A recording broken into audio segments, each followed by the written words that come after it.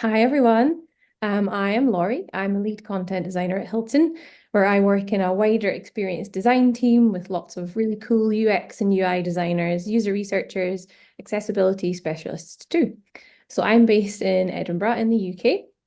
My pronouns are she, her. I'm a woman in my mid-30s. I have dark hair. Today I have on a nice pink sweater and I'm wearing a necklace that has my name on it, just for those of you who can't see me. Thanks so much for coming along today. And a special thank you to any of my West Coasters, anyone on the West Coast watching at 7 a.m. A big applause for you. I don't know if there are any of you here, but that's dedication if you are. So, getting into our agenda for today. We have quite a simple agenda, so I'm going to go through a little bit about what content design is for those of you who may not know. I'm going to talk a little bit about what neurodiversity is, and then we'll get into the kind of meat of the presentation, which is neuro-inclusive design, and then we'll have some questions at the end. So this talk is really designed to give you some kind of practical tips and strategies that you can actually take away and hopefully implement in your, not only in your professional life actually, but in your personal life too.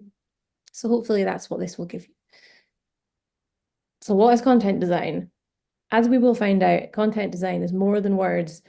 And here's a little joke that I've thrown in for about probably the 1% of people that are going to get this. When I was writing this, I immediately was like, more than words. And when I thought of that, it really reminded me of that Extreme song, More Than Words. I don't know if anyone knows that song, but there is a scene, if we have any It's Always Sunny in Philadelphia fans in the house, excuse me, there's a scene, just a little scene in that show where the gang are all sitting in the bar. And on the screen here, we have a picture of the gang in the bar. And they do like a little harmonization to More Than Words by Extreme. I asked my partner if he think I should put this in, and he was like, absolutely not. This is far too niche. No one's going to understand the joke. So if we do have any Always Sunny fans, please say in the chat so that I get some kind of indication for sharing this really obscure joke. But if you are here, then this is for you. So moving on, who we are. So we are designers too. So probably one of the biggest misconceptions about content design, and if I have any content designers here, you will all be very familiar with this. The biggest misconception is that all we do is write words or copy, or all we do is put words into boxes. So putting words into visual designs that already exist. So this actually couldn't be further from the truth. So there is a huge amount of work that goes on behind the scenes before we start writing anything, before we put any pen to paper, before we start typing out anything. And these are some of the things that we do to help with that. And these are the kind of key pillars of what it means to be a content designer. So we're researchers. So like our some of our other colleagues across the UX discipline, we do our own research sometimes. Like again, with all the disciplines across UX, of course, there are best practices and standards for content design. But without research, we can't really consider it to be content design. So as content designers, we do things like desk research because we want to understand who our audience is. We want to look at how our users use language as well. We might want to look at how our competitors are using language. Sometimes we also run testing activities to check how our content or our language is working for people. Or we might also collaborate with our user research partners as well to create testing scenarios for our content. User needs. So content designers generally don't move without having a really firm understanding of what the problem is that we're trying to solve. So to do that, we look at things like user journeys. We build out user journeys and user maps so that we can really begin to understand where the pain points lie for our users. To help with that, we might write user stories, which really help us to define what it is that our users need. Strategy is a huge part of content design. In fact, you'll often hear content designers being referred to synonymously as content strategists. My job role happens to be content designer, but I do a lot of strategy work, and all content design and content strategy are inextricably linked, and can be synonymous in some sense. So we're always looking at the best way to create, publish, govern, and measure our content, and we're using strategies to do that. And we want to strategize the best way to use consistent language across our multiple touch points as well.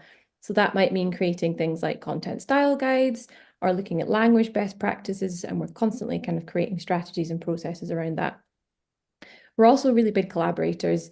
So we quite often act as a linchpin between our other UX disciplines, our product partners, perhaps our development partners, And also in my case, I work with a lot of brand and marketing people as well. So we rarely work in a silo, and actually effective content design just doesn't really work when we're working by ourselves. We iterate. So that means after we've tested our content, after we produce something and tested it with users, we carve out dedicated time to iterate on our designs. So we will take our user feedback and then we will refine our ideas. And if we need to, go back to an ideation or prototype stage. And iteration is a huge, huge part of content design, as it is for across the whole of the UX discipline. And it's really how we design the best experiences for our users. So designing content is not just writing copy. And if there's one thing that I want you to take away from this section of the presentation, is to remember that we are doing a lot more than just writing words, and we are designers too. And just to translate that quickly into, you're maybe thinking like, that's all very well, but what do you actually do in your day-to-day? So we do things like creating strategies. So we set goals or objectives around our content. As I said, we think about our target audience. We create content management plans and processes. We think about content life cycle and governance of our content. And quite often that will translate into a strategy document. And we'll have a sort of strategy document for each project that we're working on generally. We also audit. So we take stock of existing content and we look at how effective that is against a set of parameters. So perhaps how well we're performing in terms of accessibility, where our content's outdated, where things need to be rewritten, or we need to go back to our subject matter experts and rewrite things. We produce UX writing. So that's sometimes referred to as microcopy. So if you've ever seen things like small bits of text or labeling on designs, so maybe link text or menu navigation terms or error text, things like that. So all the little bits of copy you see within interactive designs, we quite often write those. Accessibility, everything I'm about to talk about is baked into our work. Information architecture, we organize complex information in a clear and structured way, and we help our partners to do that too. We do create content sometimes. I find the further along in your content design career you get, the less you tend to write stuff, and the more you tend to focus on strategy.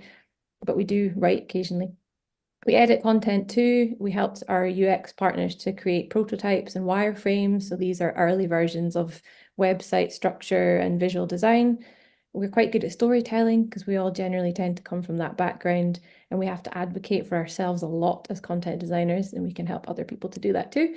And we also act as consults as well. So someone might come to me and say, hey, we need some input on this, content design input on this project. Can you help us? So in a nutshell, that is what content design is all about.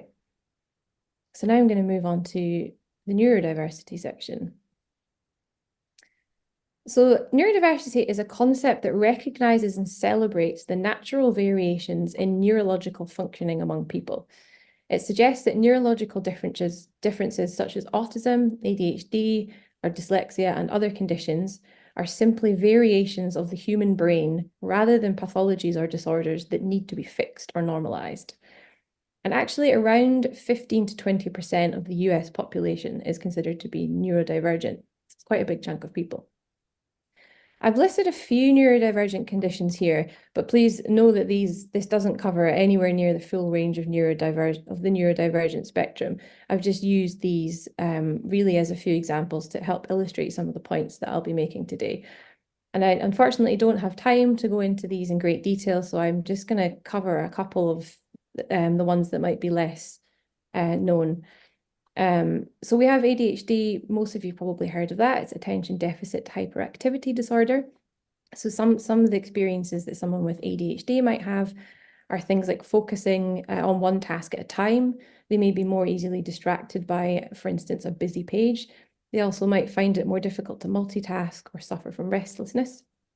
Anxiety, I'm sure we're all quite familiar with. There's a really big wide range of anxiety. Autism, so around 1% of the UK and US population has been diagnosed with autism, but of course that's just people who have an actual diagnosis. So this can affect a person's social skills, their communication skills, or their behavior. And someone with autism may have sensory sensitivities, which is going to be quite important when we come to talk about things later on. They may have unique ways of looking at the world or interpreting information, which of course makes it really important that we make things clear for them when we're designing. Dyslexia, I'm sure most of you are aware of. This may affect a person's reading skills, mainly in areas such as word recognition and reading fluency, and around 10% of the UK population have dyslexia. Dyspraxia may affect movement or coordination. Epilepsy and OCD are a bit more common. You may have heard of those, and Tourette's as well. And interestingly, every time, as a side note, every time I see the word Tourette's, I always doubt that apostrophe because I always think that's got to be a sneaky, possessive apostrophe popping in there when it shouldn't be. But actually it is because the man who lent his name to Tourette syndrome was called Georges Gilles de la Tourette. So Tourette's with an apostrophe is correct because it's his syndrome. So some of the things that might be affected by the conditions that I've mentioned are things like hyperfocus, fine detail processing, concentration, memory, cognitive control, mental health, sensory awareness, observational skills, verbal skills, and reading skills. And again, this is absolutely not an exhaustive list. These are just some of the things I'll be thinking about when we're going through the presentation today. And these are all things that can actually really contribute to somebody's experience while using a website or a product. And they're things that we need to be aware of when we're designing to make sure that we're designing for everyone. If we're not designing for these things in mind, we really aren't designing content for everyone, and we're not inclusive. As we've heard, 15 to 20% of the US population is considered neurodivergent. So if we're not designing for these people, then we're actually segmenting a big part of the, for instance, the US and the UK and the world population. So now moving on to the kind of meaty bit. So this is where I hopefully want to get into some sort of practical tips and strategies for you to take away. So these are some of the key pillars of designing for neurodiversity. And actually what you'll find is that these are also the key pillars for good content design. There's a huge crossover between good content design and designing for any disability or for neurodiversity. So if you're designing for neurodiversity, by the same hand, you're also practicing good content design and vice versa. So some of these things we want to be looking at are reducing complexity, being clear and consistent, considering sensory experiences of others, checking our digital assets, and involving people. And I will go into all those things in the next few slides. So the first thing we have here on the screen for people who can't see it is a GIF simulation of what reading may feel like for someone with dyslexia. So we see a few paragraphs of writing, and within those paragraphs, we have some words.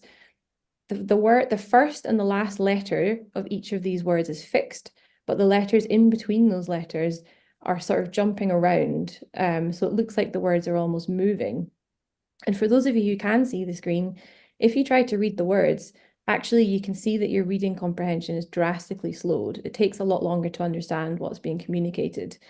This example isn't that hideous because we have fairly nicely broken down paragraphs. But if you imagine if this was one big chunk of text and somebody was trying to interpret that information and they had an effect where the letters looked as though they were jumping around, then obviously that's going to be really tricky for them to read. So one thing we can do to help with that is to reduce the complexity of our writing and of our language. So these are some fairly simple things that you can do. And as I said, you can take these away and use them actually in your professional or your personal life to make your writing clearer. So first of all, simple and clear language, which you may have heard referred to as plain English. So that's essentially the idea of using language that your user can understand the first time they read or hear it. So use shorter words where you can. Don't use needlessly long synonyms for words that have simple alternatives. Use words like you or we rather than using the third person, and that'll make things easier to understand. Using long paragraphs is probably the most common problematic thing I see, but it's also the easiest thing to fix. So I'm sure you've all come across a piece of writing that's maybe lumped into one really big long paragraph, and you see it and you think, I kind of just don't really want to read that because it's going to take me 100 years and it looks really confusing. So at worst, and that's a best case scenario, I guess. And at worst, it really becomes a big issue for people who may have dyslexia and might struggle with reading comprehension. So actually, simply breaking out our paragraphs into smaller chunks can really help with that. And a good rule of thumb to help with that is to read over what you've written and try to identify where the breaks in maybe theme or thought are. And then when you've identified those things, just break them out into separate paragraphs, and that will create a nice flow of information. And you have one thought in each paragraph, so people are really easily can digest your content rather than looking at a big chunk of information. You might also want to think about making your shortenances. I've just made a new word there. Shortening your sentences. So we quite often see, commonly you will see big long sentences that are maybe multi-clause using lots of commas, where actually you can probably shorten those sentences and make them a little bit more concise and easier to read. You might also want to consider adding headings to your content. Again, look at the themes for each paragraph and try to think of a way to summarize that theme, and then that will usually give you a good heading title for that section of your writing. This will really, really help people to scan your content quickly and to find what they need. And it can hugely reduce anxiety, actually, because people immediately know where to look for things. And it can help with things like focusing attention. Use sentence case. I have a whole slide on this coming up, so I'm going to leave that for now. Aiming for, yes, low reading age. So we really want to look to be writing for a reading age of 9 to 15. And that's going to depend, it's going to differ quite drastically depending on your subject topic. So if you're writing a scientific report or something, obviously you're more likely to be using bigger words, so that's going to put the reading age up. But generally, we should be looking to write for a lower reading age. And actually, writing for a reading age of 9 is not the same as writing for a 9-year-old. It's about creating content that can be easily understood, again, as I said, the first time that it's read. And you'll find that what quite often increases reading age drastically is just using things like longer synonyms than you need to, or doing that thing where people maybe will consult a thesaurus to come up with a crazy big long word, when in actual fact, there's a really simple version of that word that you can use. So for instance, things like common ones you see are individual when you could maybe say person, or regarding when you could say about, or align when you could say fits, or agree. Acronyms. I don't know about you, but at Hilton, we have 1,000 million acronyms, and I still come across acronyms genuinely every week that I didn't know about, and I've worked here for 2 years. So avoid them where you, well, I mean, you don't need to avoid them, but what you need to do is you need to write them out fully. So you need to expand an acronym. Every time you introduce an acronym, every new page that you're introducing an acronym on, make sure you write it out fully. And then you can bracket the acronym afterwards. Avoid things like idioms. So figurative speech, metaphors, some people can take these quite literally. Somebody, for instance, who may have autism might take some of these things quite literally. Jargon, that's another one. So using corporate jargon when actually there are perfectly acceptable words that aren't jargony that you can use. And I guess also depending on your tone and your voice, a lot of the time you find that corporate jargon creates this kind of corporate tone. And if that's what you're going for, then that's great. But quite often it's not. And jargon can create this sense of tone that doesn't quite fit. So of course, a lot of these points are good for accessibility generally and should be baked into everything essentially that we do when we're creating content. And I could go into length on each of these things. I could genuinely probably just about create a whole presentation for each of these points. So I'm just giving you an overview today. And just to put that into action a little bit. So what you can see on the screen here, I have two images. The top one is, I've basically just taken this boilerplate text, I think from a third-party site who's talking about Hilton as a company.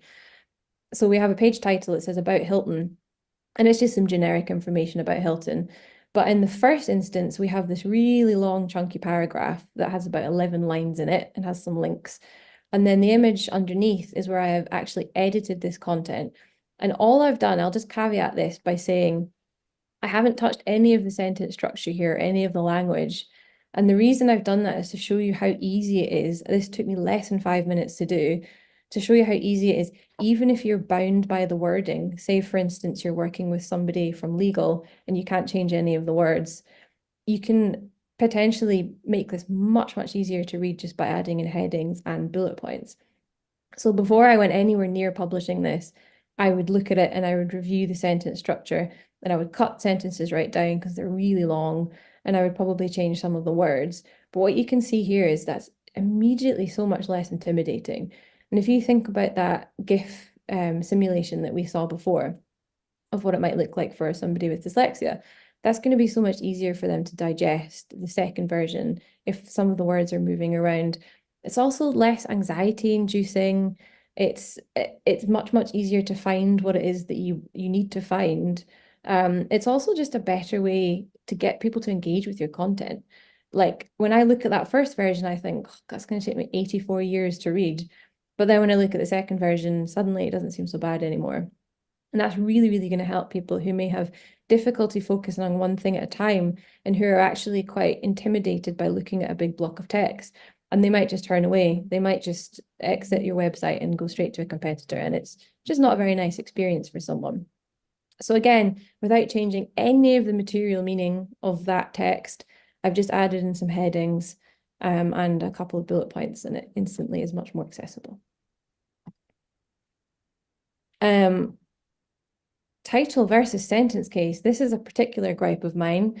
So on the screen, we have a couple of examples. We've got, so first of all, title case is where each word in a sentence or in a line is capitalized. Sentence case is where each word is not capitalized, apart from the first letter of the line. We pretty much always read in sentence case unless title case does have its place.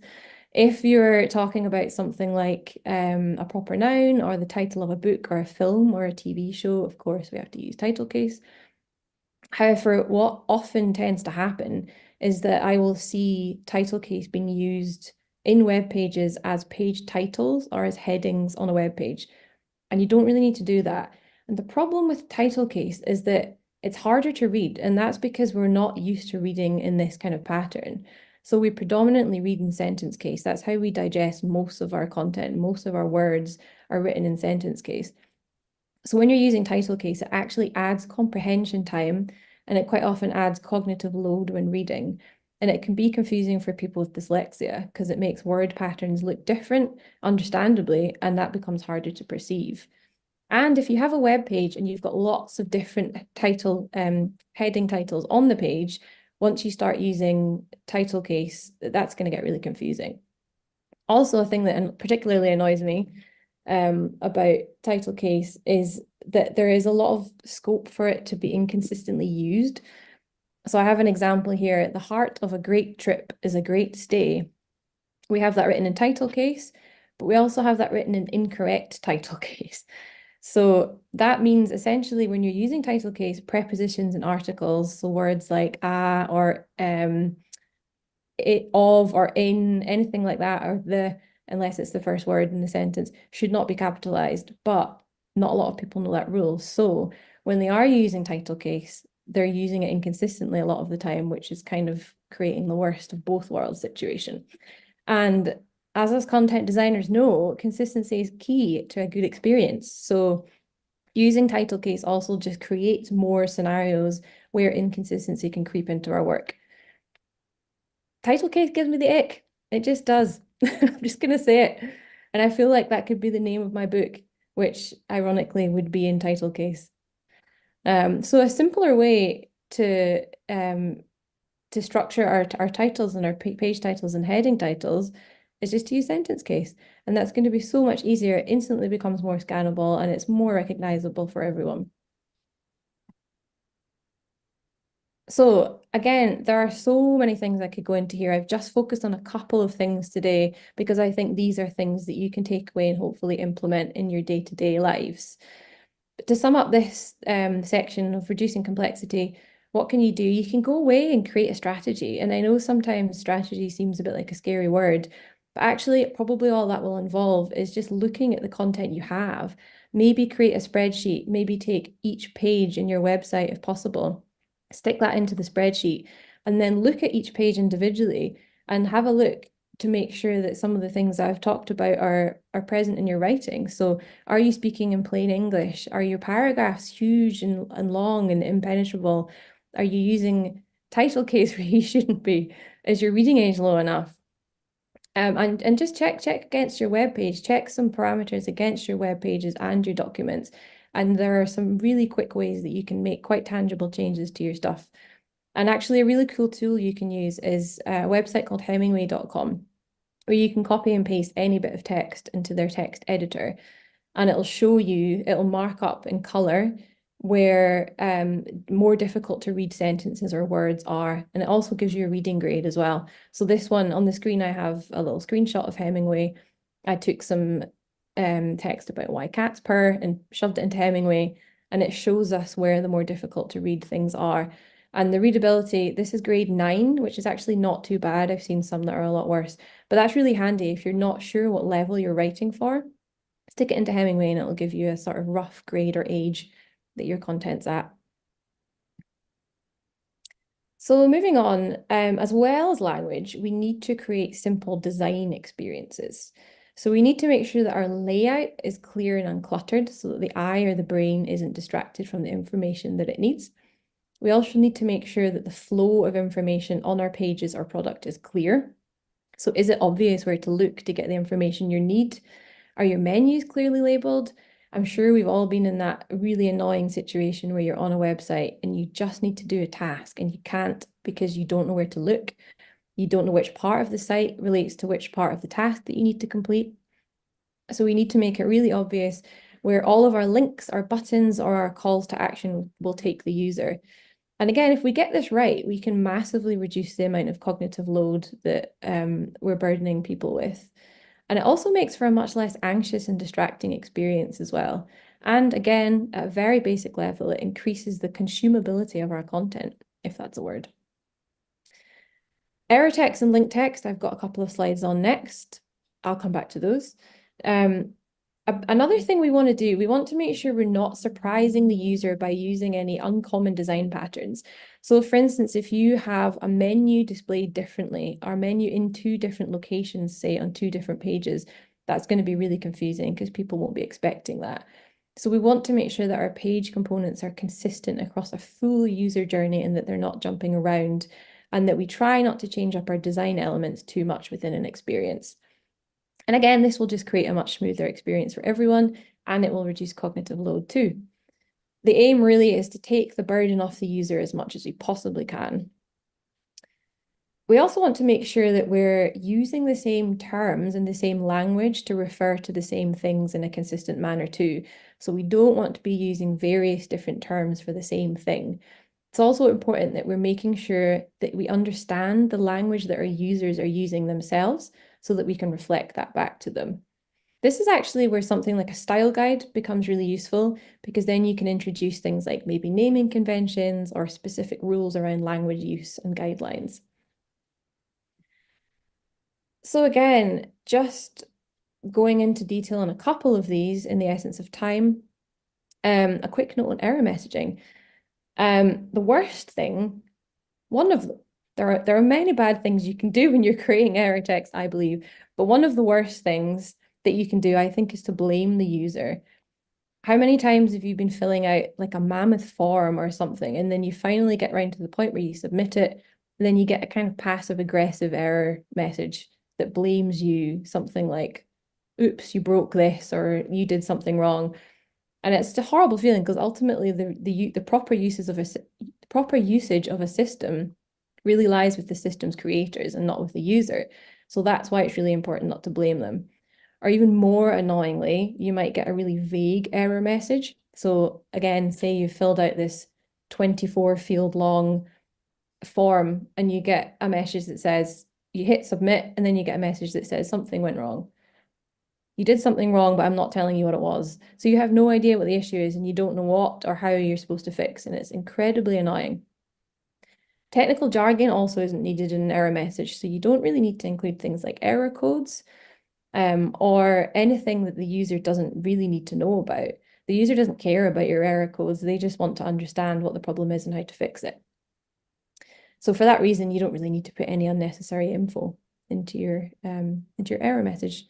So these are things that, of course, affect all of us, and they're really annoying, and I've experienced them personally many times, but they may affect our neurodivergent friends even more so. For some people, completing something like a big mammoth form will take a really long time, and it'll actually be a big accomplishment for them. And to feel like you're back at square one after doing all of that and you're still not really knowing how to fix something can be really overwhelming. So some of the things that we can do to help with that are simply just to explain what's gone wrong. You might even need to consider creating multiple error messages to cover multiple scenarios. Make sure you tell the user how to fix the problem. It's so annoying when when they tell you what's wrong, but you don't actually know how to fix it. So you need to be providing solutions for people so that they know what to do. Make sure you're creating a clear response as well. It doesn't need to be wordy. Test your message with people if you can, even if this is what I would call guerrilla testing just around the office, just to make sure you've got some eyes on it. And also help text might be useful to avoid the need for an error message in the first place. So I remember being asked to write an error message for one of our Hilton products. And it was this little form, and there were two fields, and the fields were labeled group number and property number. And I was like, I don't think anyone's going to know what those are. So I created some help text explaining what those are and where they can find those numbers. So for instance, refer to your confirmation email to find your group number, that kind of thing. So these are ways that you can really quite quickly improve your error messaging and also just remove some of the many barriers for our neurodiverse friends and for everyone.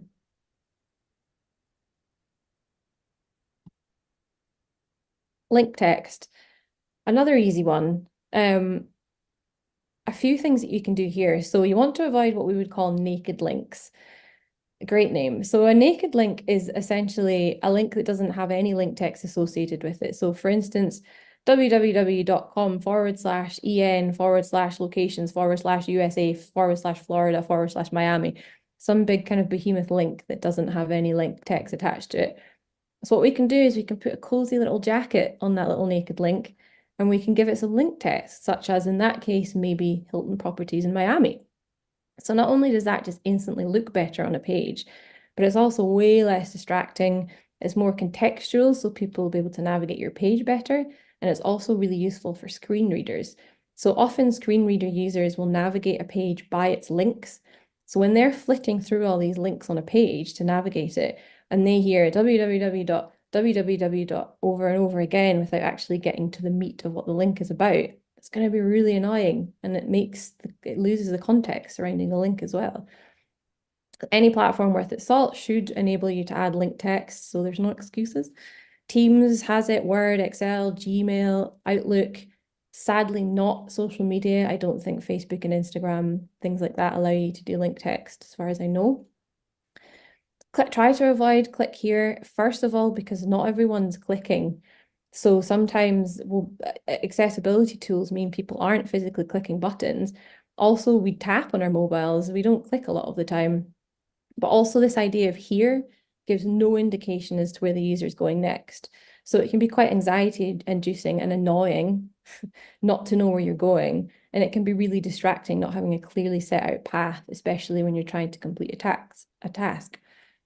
So try to avoid terms also like see here or see more for the simple fact that not everyone can see. So try to use alternative words, for example, things like explore or access or learn. And also try to avoid using unhelpful labels or terms that don't indicate where the user will be taken to next. And you don't have to make your link text long. You can usually be pretty concise. For an action-based link, you shouldn't have to use too many words. And a good rule of thumb, if you're linking to an informational page, is to look at what the title of that page is, and you can actually just use that as your link text. So some things to do, basically the inverse of everything I just said. Label clearly, create helpful navigation so people know where they're going, add context to your link text so people understand, explain unexpected behavior. So if something is going to open as a PDF, put a little bracketed PDF or opens new page, and also use unique link text. So again, our screen reader friends can understand just by navigating links with their screen reader where they're going to be taken. So just a couple of examples of those. So more info we have as one example. That's a bad example because it doesn't give any context. You don't know where you're going to go. If you're using a screen reader to navigate, you wouldn't know where you're going. It's also, yeah, it's kind of, it's just, if you don't understand where the next part of your journey is, it can be a little anxiety inducing. So try using something maybe like browse room options instead. And note how I didn't say the word see there. Another example, you see this a lot actually. So you'll see a link written where you have click here, and that's the actual hyperlink, and then you'll have to book your room following that. So here we have the click here front loaded, but it's actually the second part of this bit of text that's the important bit. So creating book your room actually fixes the link in this situation. So quite a lot of the time, if you just shift the placement of your link text, then you'll be able to solve the problem. And it means that everyone using a screen reader, again, can much more easily navigate a page because they know what action each link leads to. So what can you do? Again, similarly to before, check your documents, your web pages, your social media against these things. So is my web page or document well laid out? If not, can you use some of the tips that I maybe give you earlier to help with that? Does my information flow well?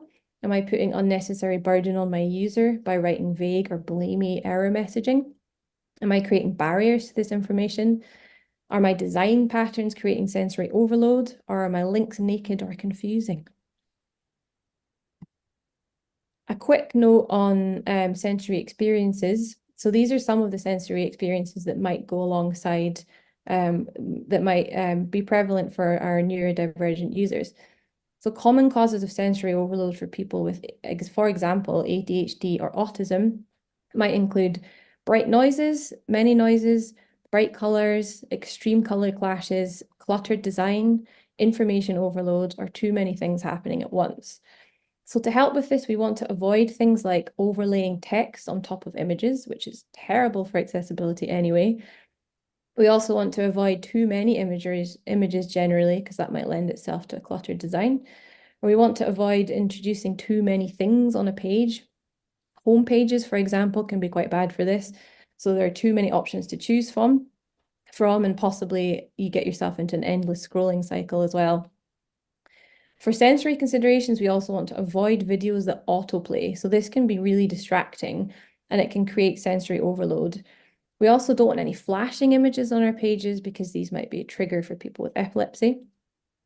We want to check the color ratio contrast to make sure they're not overwhelming for people. And we also want to make sure that our designs are accessible for people with low vision. Ultimately, the ideal state is where we give as much control to the user as we can so that they can choose the sensory things that they come into contact with. So, for example, not automatically letting a video play when you land on a page. You have the choice whether you want to play the video or not. Digital assets, PDFs. I'm sure there are a lot of us here who understand the perils of PDFs. So I'm here to really ram that home. Again, this is just a really small nod to digital assets because this is a massive, massive area and we have whole talks on stuff like this at AXCON. But again, I'm just focusing on some of the common things that I see and that are easy tips for you to take away. PDFs, as far as I see them, they're really a hangover from the print days and they're not the best format for publishing web content. So not only are they not easy to edit, you have to go in and edit a PDF, re-upload it to your website, and it becomes quite laborious.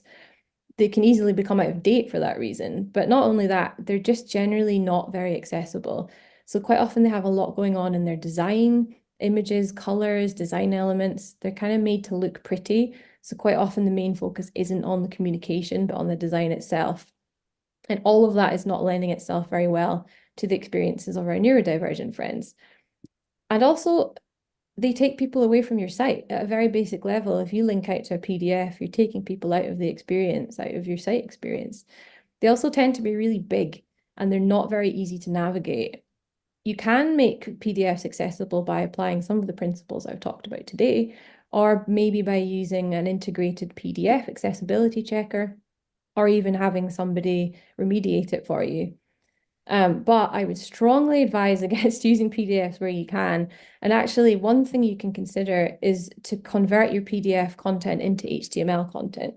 So if you look, for instance, at a PDF you have, you may be able to just copy and paste what you've got in your PDF, create a new web page, and then paste that information into the web page so that then people can see that content and use that, interact with that content as a web page rather than with a PDF, which will make it a lot easier for people, for instance, who are using screen readers. And again, we're removing a lot of the sensory overload aspect by more simply laying out information in a non-designed format, what I would say, maybe overly designed format. So considering alternatives for publishing your PDF content. Multimedia. If you're producing videos, make sure that you have captions and transcripts available for people who are deaf or hard of hearing. Images, always want to make sure that you're including alt text so that people with low or no vision can understand what our images are conveying. Again, the theme here is to audit your assets. So make sure that you're just checking over everything that you have and weighing up against these things. Can you move your PDFs to HTML format? Have you got things like subtitles, captions, transcripts available for your videos? And are you alt texting your images? Very last note, I know we're getting close to time. Involve people. So conduct user testing with a diverse group of people to ensure that your content is accessible and inclusive. So that includes things like doing research with neurodivergent people, involving them in the design process, and also reflecting the language that they choose to use. All of the tips that I've given you today are great, but they can't stand in place of testing our content with users, which is so important as part of design, as many of you will know. Find out, one of the things you can do is to find out if your content is already being tested or if it has been tested with neurodivergent users. And if it hasn't, then speak to your managers and your stakeholders and advocate for that kind of testing. As I mentioned before, 15 to 20% of people in the US have some form of neurodiversity. So if nothing else, if you need to convince your stakeholders from a very bottom line, from a business point of view, you can hammer that in if you need to. We really are segregating a huge amount of our market if we're not designing for everyone. And that's just about us. So just to summarize, to help your content be more easily understood by people across the neurodiversity spectrum, consider reducing its complexity, being clear and consistent, considering sensory experiences of others, checking your digital assets and potentially reformatting them where possible, and involving people in your testing and your research. And that was a whistle-stop tour of neurodivergent content design. I realized that was really fast. So we've got some time. I ran over slightly, but I think we've got about 5 minutes or so for questions. And feel free, please, to connect with me on LinkedIn. We also have the chat in Discord if you want to continue talking about any of this stuff. And you can always hit me up. So I'll throw over to Justin. I think he's going to hopefully introduce us to some Q&A. I will. Great job, Lori. Attendees, loved your content, and we actually have a lot of questions. So here is the first one, and we're going to go with questions that are upvoted. What are your thoughts on frequently asked questions, FAQs? As a content developer, I found them to be a mixed bag. If questions are frequently asked, then the existing content is doing a poor job at answering the questions. However, I've seen folks balk at not having them for certain areas, and I can appreciate how they organize certain topics, especially going from generic to specific areas. Is there a best practice around FAQs? Yes, so this is a popular topic in the content design community. My stance on it is to avoid them where possible. So the problem with FAQs is that it takes out any kind of context. So and a huge part of what it does is actually placing the burden on the user to solve their own problems. So my take would always be if you need, first of all, to have an extensive set of FAQs, that probably means that your content isn't designed in a way that people are able to understand well enough. What I would advocate to do probably instead is maybe to use things like tooltips or to create helpful guidance within the journey itself and within these experiences. Because the problem with FAQs is if you're in an experience and you need help with something, you have to navigate away from that experience and you have to find the FAQs first of all, which are quite often hidden away in things like footer links. You have to find it and then you have to kind of weigh up what you're trying to do with these frequently asked questions. So my stance would be don't use them. If you have to use them, I've seen things like larger documents that are essentially how-to guides they're less frequently asked questions, but it's a structured how-to guide, for instance, with different sections for each part of what you're trying to communicate with someone. And people love them. So like our stakeholders automatically will just be like, of course we need FAQs. How will people know what they're supposed to do? And my argument to that would be we should make sure they know what to do without having to rely on FAQs. So yes, and there's a lot of research and articles and resources out there about this. So if you need to convince anyone, definitely go and take a look at that stuff. But my take has always been avoid them like the plague. Look at this next question. As a product designer, I've observed that oftentimes we don't have the awareness of accessibility of typefaces we use in our designs. Do you have a method you use to help determine the accessibility of typefaces? That's a good question. And you know, that's where I would defer to one of our accessibility specialists at Hilton. So I can advise and create guidance around content, but when it comes to more UI-based things, I would usually go back to our accessibility specialist to ask. So I'm probably not at best place to answer that question, but if we have any accessibility specialists here who could answer that, which I'm sure we do, considering this is an accessibility conference, then that would be awesome because I'd love to hear about that too. Next question. What is the best way to arrange copy for Zoom magnification, users? Is it easy if the content has larger margins? It's a good question. Again, a kind of specific question that I'm not too familiar with. But what I would say is the principles that I've talked about today, where you're creating nice short paragraphs for each thing that you're introducing, each theme that you're introducing, is certainly going to help with magnification.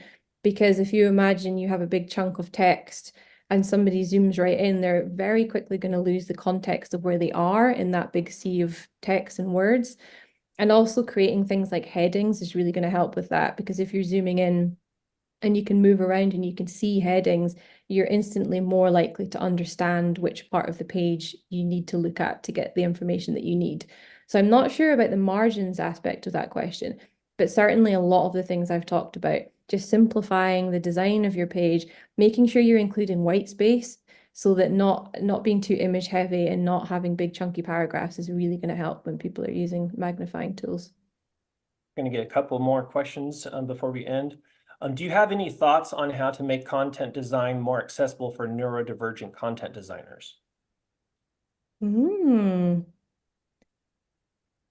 That's a really good question.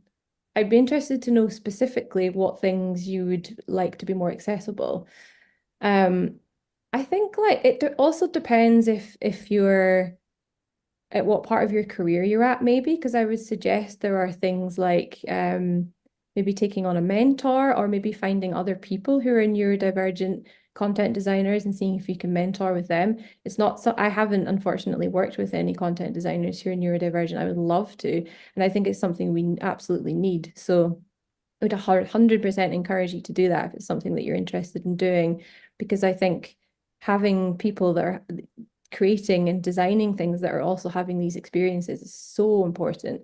And we have that, for instance, in our accessibility team at Hilton, we have quite a lot of people with low or no vision, or people with things like ADHD. And I would love to see that come more into content design. So I guess my advice would be to seek out people that are already doing that and think about potentially finding somebody that could kind of mentor you through that.